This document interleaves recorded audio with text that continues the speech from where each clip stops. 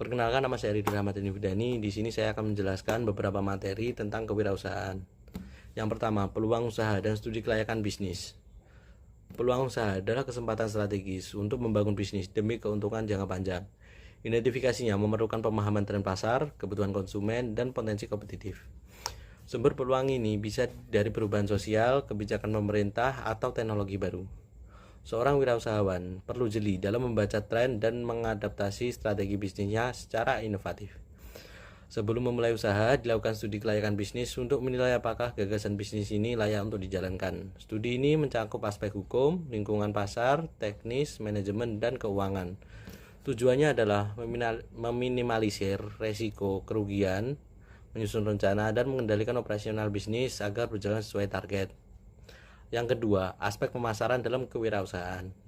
Pemasaran dalam kewirausahaan bukan hanya soal menjual, tapi juga menciptakan nilai tambah bagi pelanggan. Wirausahawan harus memahami kebutuhan konsumen dan merancang strategi pemasaran yang tepat. Riset pasar menjadi langkah awal untuk mengenal perilaku pelanggan dan menyusun strategi 4P, produk, price, place, dan promotion. Strategi STP, segmentasi, targeting, positioning, sangat penting. Segmentasi membagi pasar menjadi kelompok konsumen berdasarkan kriteria tertentu. Targeting menentukan segmen pasar yang paling potensial, dan positioning menciptakan citra yang unik di benak konsumen agar produk unggul dari pesaing. Yang ketiga, manajemen keuangan dalam kewirausahaan. Manajemen keuangan berperan penting untuk menjaga kelangsungan dan pertumbuhan usaha. Tanpa pengelolaan keuangan yang baik, bisnis bisa gagal meskipun terlihat menguntungkan. Sumber modal usaha bisa berasal dari internal atau tabungan pribadi maupun eksternal, pinjaman, investor, crowdfunding, hingga hibah. Laporan keuangan sederhana seperti laporan laba rugi, neraca, dan arus kas sangat penting. Laporan ini membantu wirausahawan memahami kondisi keuangan bisnis dan mendukung pengambilan keputusan yang tepat. Pengelolaan arus kas yang baik menjaga likuiditas dan memastikan operasional bisnis tetap berjalan lancar. Yang keempat, operasional dan manajemen SDM dalam usaha.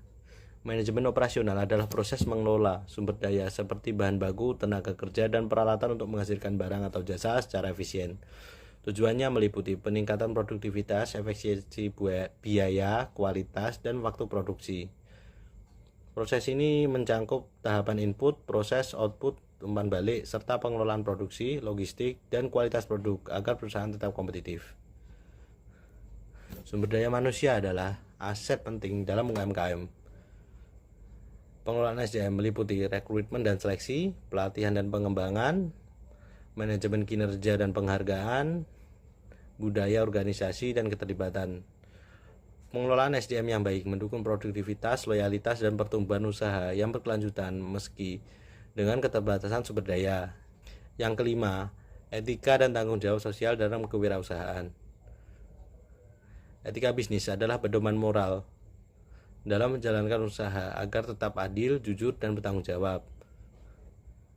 CSR atau Corporate Social Responsibility adalah bentuk kepedulian perusahaan terhadap sosial ekonomi dan lingkungan. Manfaatnya ada 3, yaitu meningkatkan citra, kepercayaan publik. Yang kedua, mencegah konflik hukum dan sosial. Yang ketiga, mendorong perilaku kerja yang sehat dan profesional.